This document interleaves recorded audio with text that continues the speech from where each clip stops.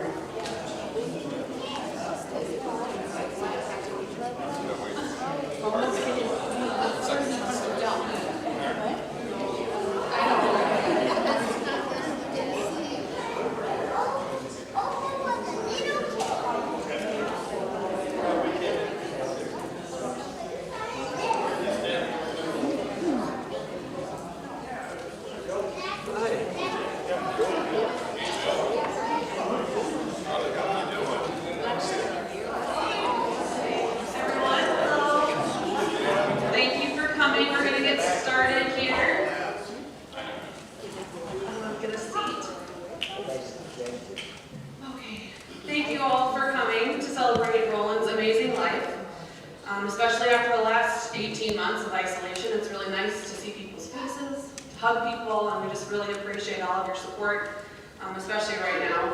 And to see so many people who did love Roeland, it's very nice, so thank you. For those that don't know me, my name is Anne, and I am Roeland's favorite granddaughter. I know what you're thinking, he probably said that to everyone, but that is not true. He only said it to me because I am his only granddaughter, so I know it's true. Growing up, we didn't get to see my Opa very often. We were living overseas, and he was a very busy guy in the summertime, as many of you know. But we did spend almost every Christmas together. And my favorite tradition was Opa reading How the Grinch Stole Christmas. Opa loved Dr. Seuss, and we loved the Grinch because, in all honesty, he was kind of the Grinch in real life. He had a bit of a grumpy side, and we learned some very questionable things from him while growing up. I played sports, and his favorite piece of advice was, if you can't win, then you should cheat.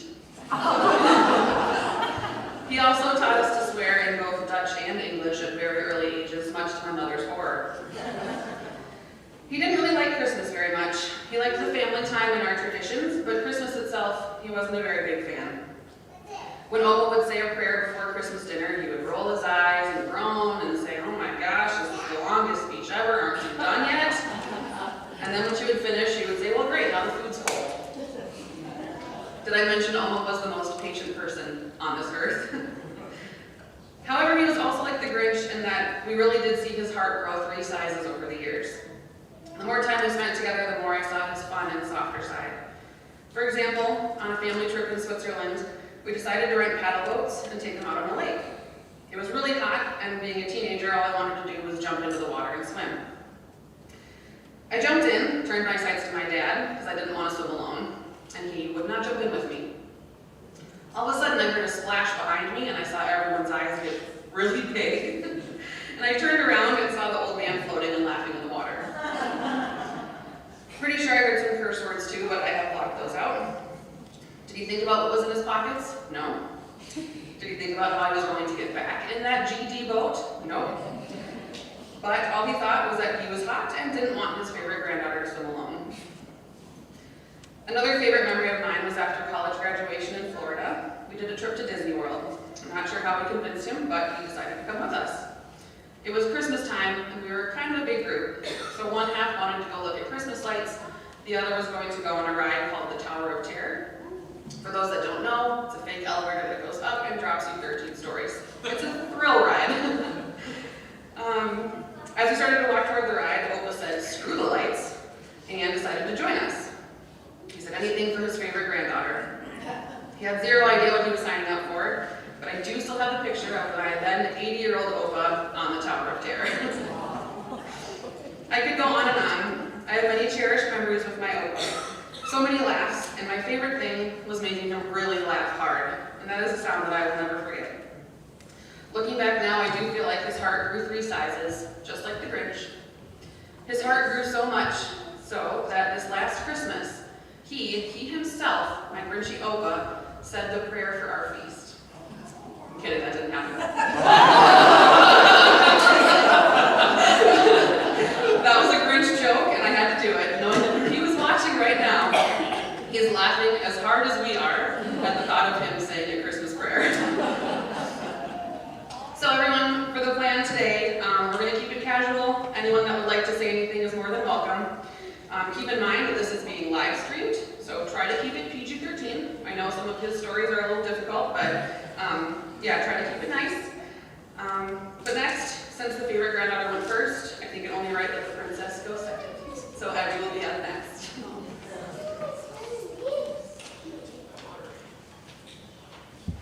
It's always fun to follow Anne, and we are in trouble.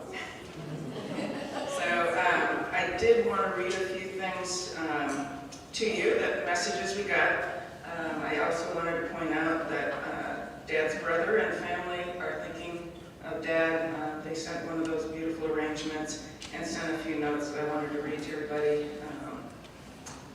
They were cherished as part of our family. So the first one I'm going to read is from my uncle I refer to as Monique, and Tante Annika is my aunt, and their oldest son, Renier, wife, Patricia, sent a note, and it's, "Dear family, Yell and Evelyn, we heard the sad news about Uncle Rule, passing away. Our deepest condolences to you all. The passing away of Uncle Rule and Tante Beppy a few years back feels to us as the end of an era. Fond memories of well-spent holidays and get-togethers, and a safe haven in our endeavors starting out in the U.S." because Renier and Patricia had come to the U.S. for a while. In my teens, I remember very well we took a canoe trip to the boundary waters near Canada. Rule as guide, fearless, gregarious, humorous, larger-than-life figure.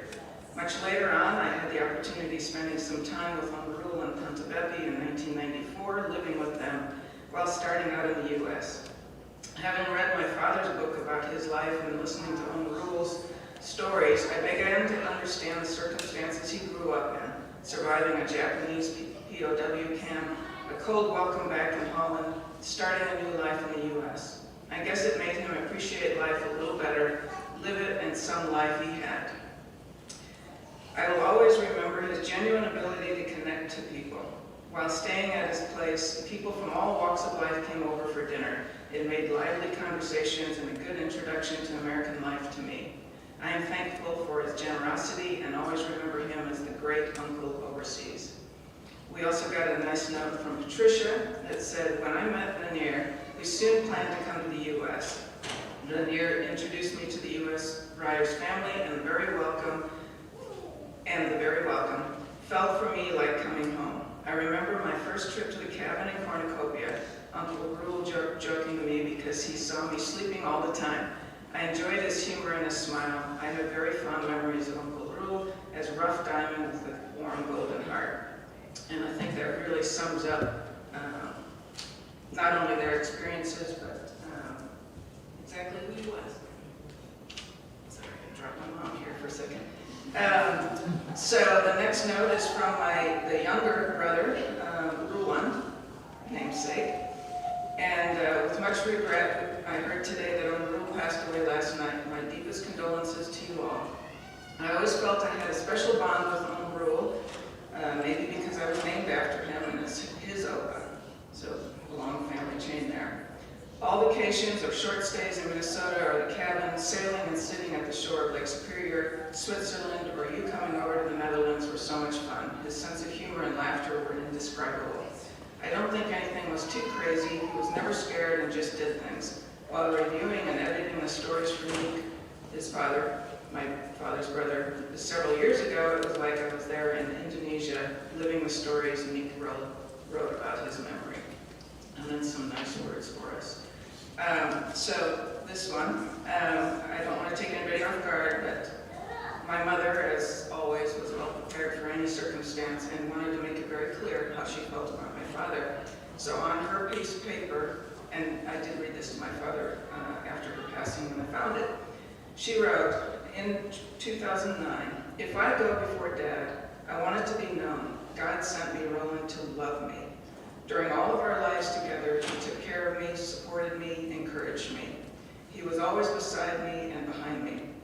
He always kissed me goodnight no matter what, and he gave me our two children, young and Evelyn. What a joy, what a blessing, what a rich life. I am totally satisfied." So anyway, I had to share that with everybody. Sorry for that. So again, I have to write my own words because I know it's going to be hard to hold it together, but my father meant everything to me, as you can imagine. So clearly I'm aware that my father was far from perfect and could say embarrassingly inappropriate things that my mother would have to constantly apologize for, and I know everyone in this room got that apology. Words that would make a grandchild take notice, as pointed out, much to the dismay of their parents. He did not mince words and would certainly cut through the bull. But he was a perfect father for me, and he meant everything to me. He was my rock. Dad was always very supportive of me and always encouraged me to reach for greater things. He would always retort, "Don't compare yourself to the minimum," when I would try to do less. When I was growing up around the dinner table, he would always speak glowingly about his impressive female engineers, as if to say, "You can be anything you want, no boundaries."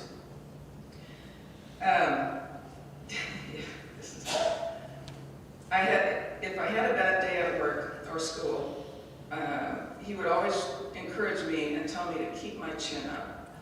Don't follow the pack, do what's right for you. Never give up, and be smart were common themes. Do make every day count, and don't just sit around and watch the world go by.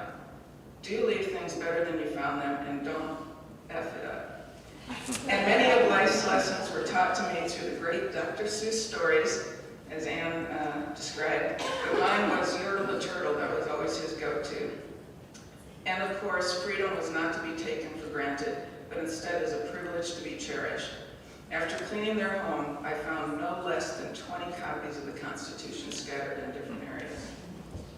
Some teachings may not have been as valuable, but some may be a little more fun. I can still see us sitting around the dinner table in White Bear Lake listening to the Swingle Singers, while Dad showed us reflections off of his knife blade. You love doing that? How squirting tangerine into the juice of a candle flame would suddenly get a burst of flame. My mom would always say, oh gosh. And how you could pass your finger through the flame and it wouldn't hurt, but you had to time it just right, if you didn't know that. And how to break a hard-boiled egg on your forehead, which I did with the pointy end first, and he laughed heartily because that does hurt, so always use the rounded end. I'm sure you did that too, Eric. I even recall my driver's ed class starting at the table where the knife represented the drive shaft and so forth. And I could still see him playing fast cat with our beloved chicken of a cat. If anybody met marbles, he just would love to chase him around. Without words, he would teach us flexibility and resilience and to go where the wind blows. If you have a problem that needs a creative solution, first take a nap. He found many great ideas that way.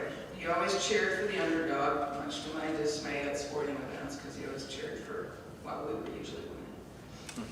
And respected all people from all walks of life. I suspect that feeling like the underdog came from his Indonesian days and the reintroduction back into Dutch society. He had a unique perspective and appreciation. He had an aversion to class structure, and he always most respected the worker. Dad was always an optimist. He got that from his mother, always looking at potential, the positive experiences that could be gained, the wind that would be around the next point.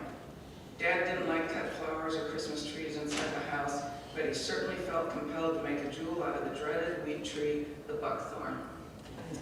In fact, they became some of his most beautiful pieces. He just knew that it was not to be wasted and that it held some potential value.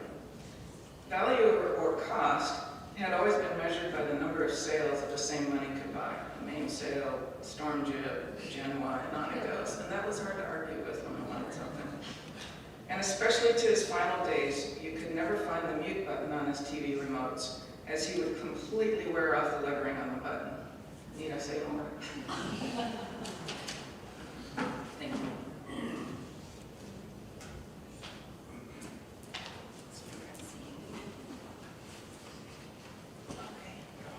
Who would like to go next?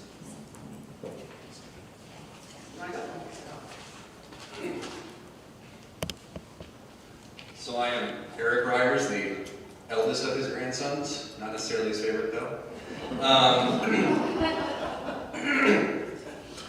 Roeland Reyers lived many lives through his 92 years. One as a boy facing the unimaginable in Southeast Asia.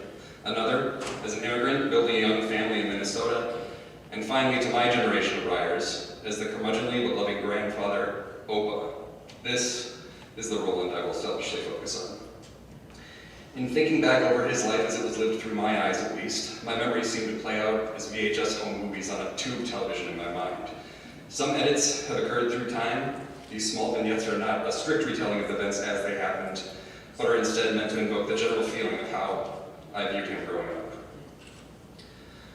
I remember as a child falling asleep on the carpeted floor of his house after a Thanksgiving meal, the recliners on the couch taken up by the adults, a fire burning in the fireplace, the old man lounging in his chair, the smell of pipe tobacco in the air, Oma shuffling in and out of the kitchen preparing her special Dutch coffee.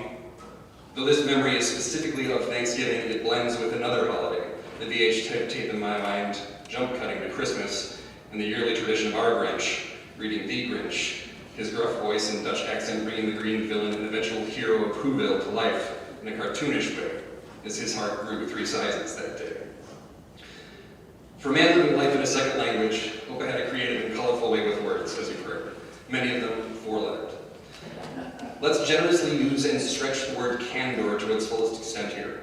Opa's candor bore itself out through exclamations of animal excrement, be it bovine or equine, canine or feline, to let you know exactly what he thought about a person or topic. I thank him for giving me the innate ability to determine which zoological-based profanity is right for each situation. I will not provide examples, though they are really good.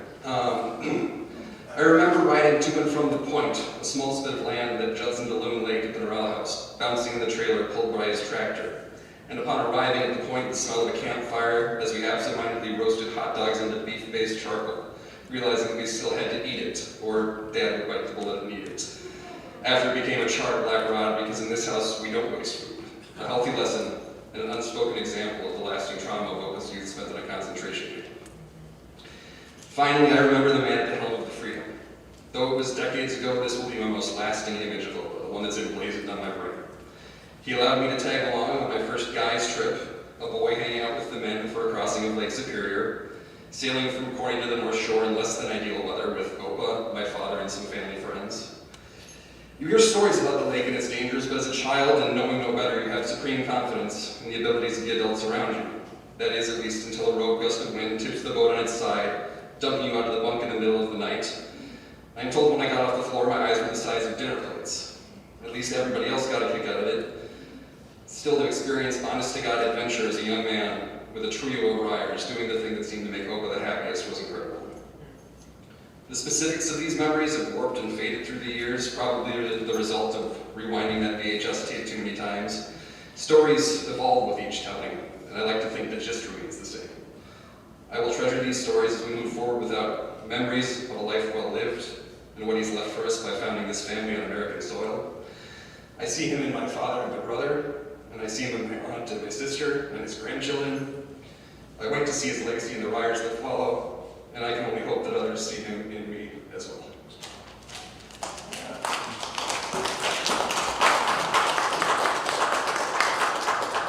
Oh, man. He doesn't talk much, but when he does, it's good.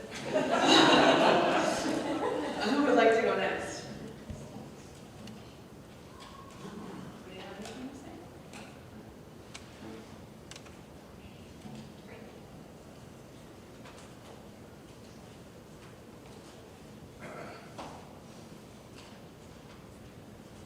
Fred Meigs from the team of Fred and Donna Meigs, and I had a deliciously inappropriate story about Roland, and it's been sort of culled out. It's available upon request. It has to do with his unique Dutch humor and his response to his first prostate exam.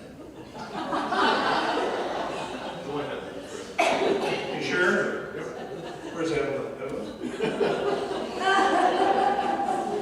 I was a newbie engineer, 3M. Roland was my lead, and he told me about the forthcoming visit he had to make to the medicine man, and I knew nothing about that sort of thing, being so much younger, 12 years than him. So upon his return, I asked him, I said, Roland, how'd that exam go? Well, he said, let me think. The doctor was behind me. His right hand was on my right shoulder. His left hand was on my left shoulder. That son of a bitch.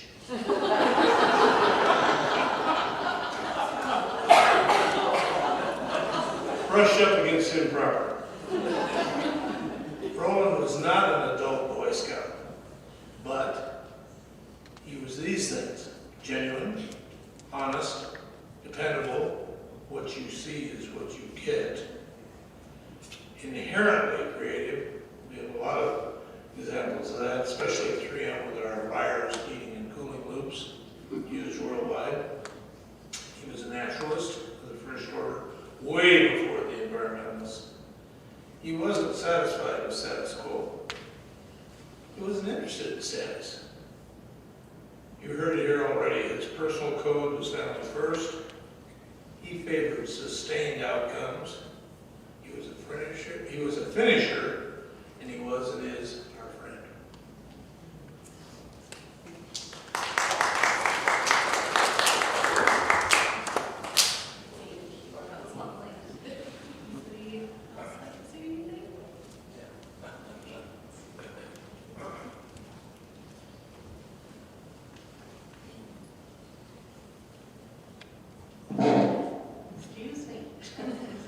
my name is Brenda Taylor, and for those of you who don't know me, my dad is Pete Riley.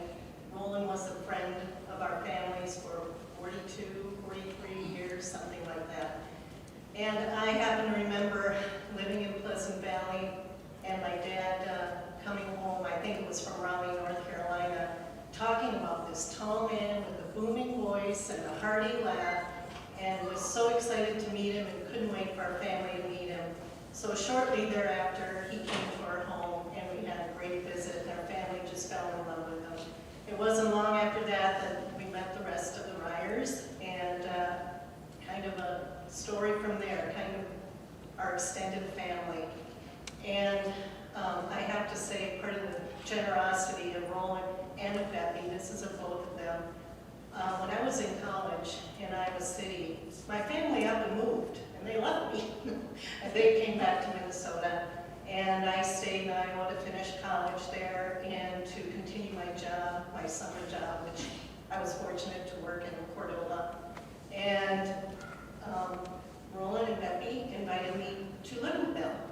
And so for 2 summers, I lived with them. I will always treasure them. I will always be so appreciative of their generosity. And I do remember the fast cat. I don't know if it's the same one, but I remember the fast cat. So I just have to say that they have a special place in my heart. They are part of the family, and you know how I feel about them. And both your mom and dad are truly missed. So.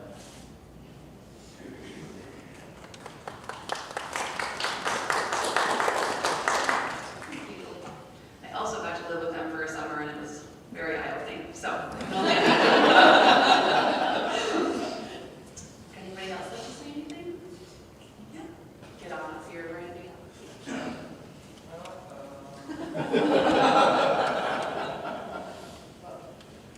I like the public root canal. I go back a long ways with the Reyers clan, and Roland got to be kind of like a second dad, quite opposite of my regular dad. He would teach me some Dutch phrases and words that were kind of cute, and being the son of a former minister, I could never use those. I guess he's such a big influence on Linda and I. We ended up actually moving to Cornucopia from White Bear Lake, so I don't think that would have happened without Roland.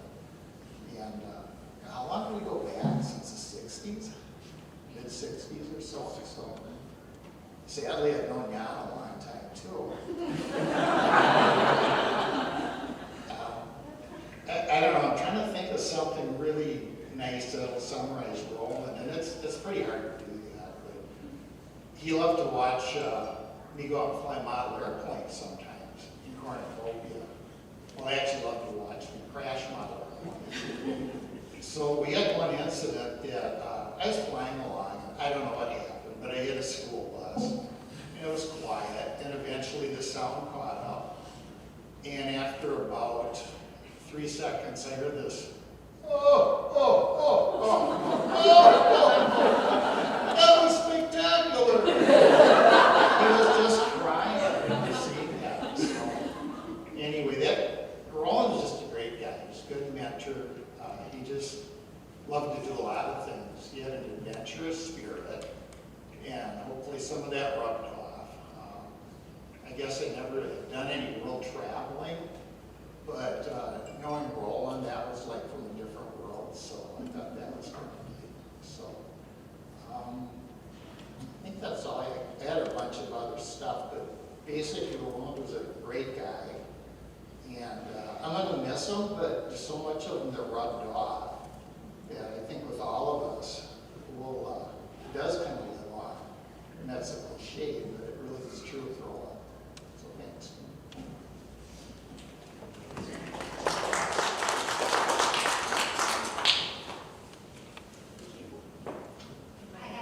All right. This is going to be short. You would have liked that.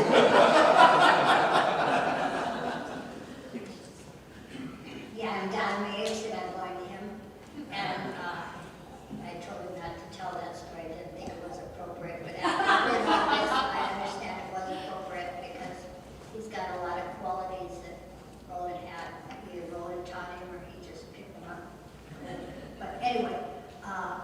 of the lucky couples that got to go on the Freedom, which is the sailboat. And I being from North Dakota, we don't have any big water, so sailboats were never in my life. And he took us several times. I don't even remember how many, but what a treat it was to go on that sailboat. And so I was never afraid when I was with Roland. I always told him, sailing with you, Roland, is like sailing with Jesus. I knew I was safe. And so that's my little story. We've spent many times with them over the years, enjoying every minute because it was an experience. And we had Evie and Jan over to, wasn't even our apartment. We weren't even married at that time. I even remember what I served them, which was very simple. It was just tacos. And the kids went swimming, and it was a wonderful night. And that was one of the beginning of our friendship as a couple. And they were probably our first grown-up friends. We were still kind of like kids to them, so, which we're not. But anyway, I really enjoyed knowing all of them, so it's very special.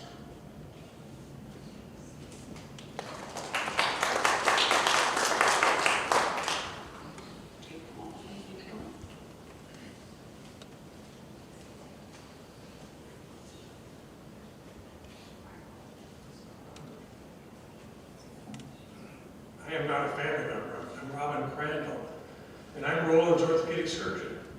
And actually, I just am here to tell you how tough this guy really is. Because I've done well over 1,000 knee replacements. And I did his knee replacement when he was in his 80s. And I'm telling you, one day after surgery, he's going, "Oh, this is the greatest thing," you know. I mean, a total knee replacement is something that's a really in-your-face operation. If any of you have had that in the room here, it's not something you just immediately recover from. But Roland more or less immediately recovered from that and was really pretty incredible. One of the toughest guys I've ever seen. And so he really endeared himself to the nursing staff. Pretty amazing guy. So, you know, I really have a lot of respect for him. I've never seen anyone one day after surgery walking around saying, "Hey, thanks for doing my knee." And this is in his 80s. And I think he was out of the hospital in 2 days. So it's a pretty amazing situation. So, anyhow. But even you couldn't make him exercise.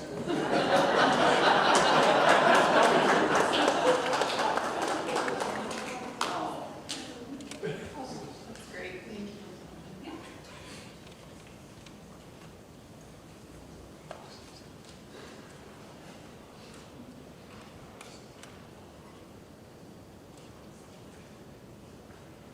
I'm Gary Paulo, and Roland was a very, very good mentor when I was a young engineer, and even when I was well seasoned by a lot of his training and mentoring all over the years.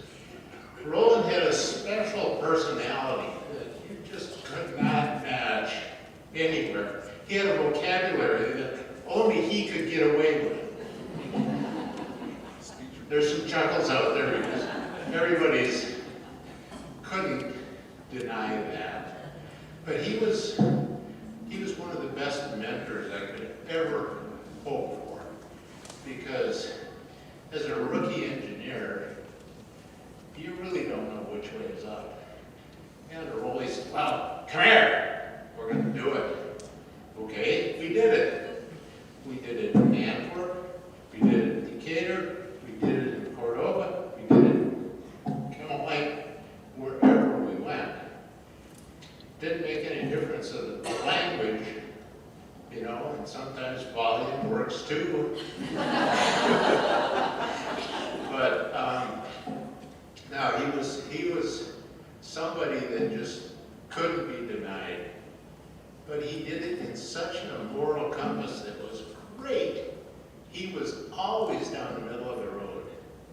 And he was willing to help anybody, unless they weren't willing to work. And then, got a little rough, and probably rightfully so. But he was somebody that you just can't duplicate anywhere. And I was just absolutely wonderfully pleased to be able to know him and his family as well. And it was a good ride for all of my 45 years.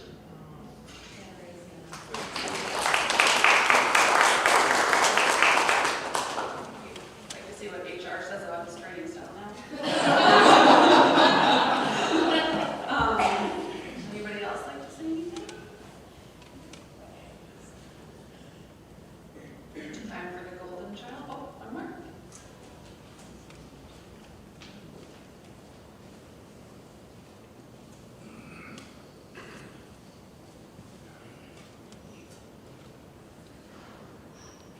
My name is Roy Bryan, and really long-time family friends of the Reyers, which I'm so impressed with. Everybody in this room is just long-time family friends. I think that says a lot. But I just wanted to share one memory, which is I had to have been under 10 years old, going up north with the Reyers, and what was so cool was, how many of you know about his love for the Chevy Suburban? The red ones. I remember the ones with the kind of the doors in the back that they wouldn't be like tailgates, you open differently. It was like one of the first models, and he always seemed to have a new one. But I remember him driving, my dad on one side and me sitting in the middle, and it'd be late at night, and he would be talking about all the deer that were in the area and cruising up north. And it's a really, I felt, just like everybody says, I felt so secure sitting in that little seat as a kid. Of course, no car seat or helmet or anything like that. But that's one of my early memories. And Roland was so helpful to our family in so many ways, Roland and Becky both. It just was a real honor to have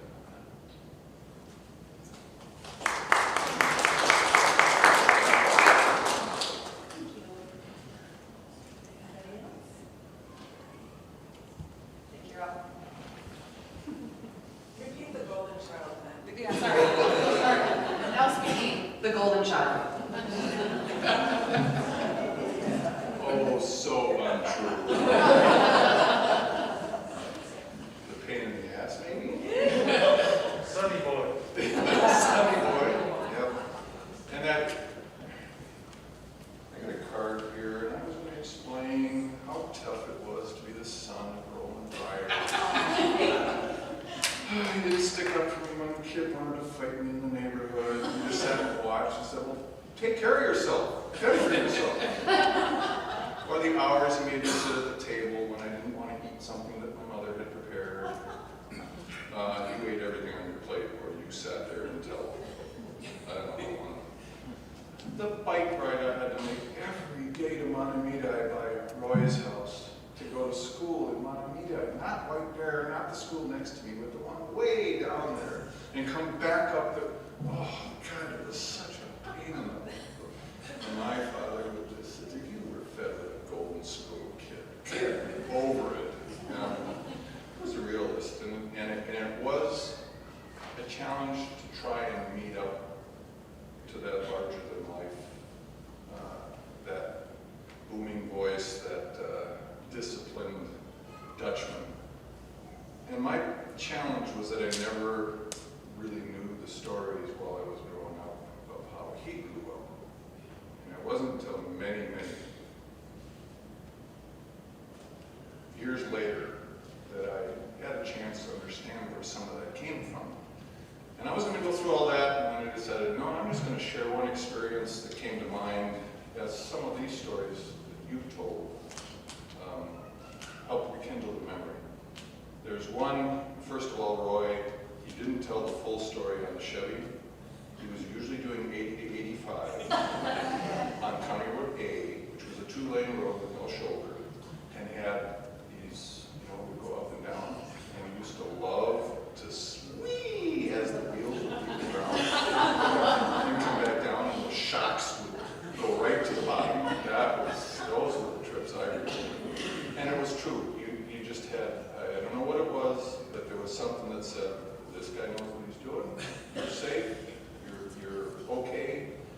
nothing is ever going to happen to you as long as you're close to this guy.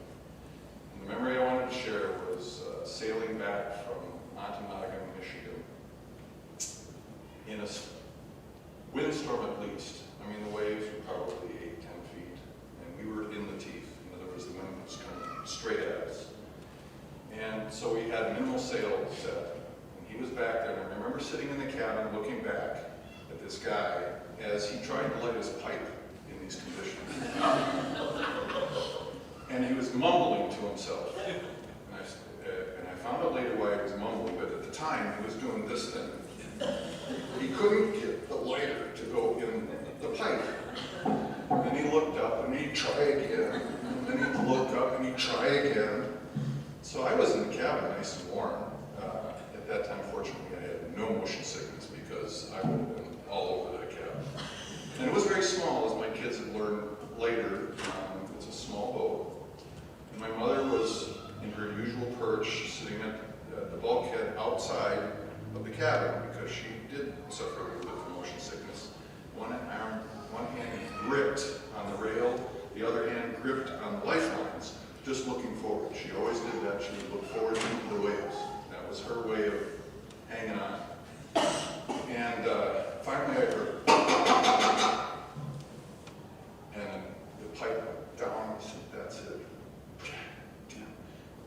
The jib sheet had popped loose from the stay line, and he kind of lost it. And I looked at him, he just looked at it, and at that time, reports later, he didn't give a crap.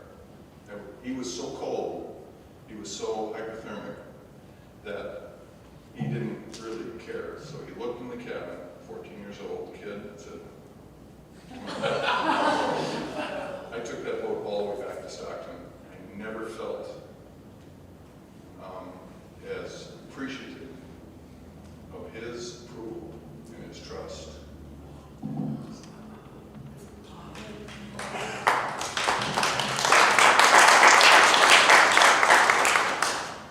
Anyway, the other thing I didn't obviously learn completely from him is how to control your emotions. Thank you very much for sharing your stories. It's stories like that made the guy, and it's true.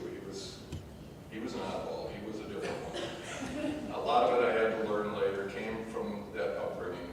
All the stuff he suffered through and never talked about, never complained about early in life, prison camp, even before that, growing up in Indonesia. All that stuff made him what he is, and it really proved to be a great lantern as we grew up. And I'm very proud of all the extended part of the family. And that he gave us a good example. Thanks very much, everybody.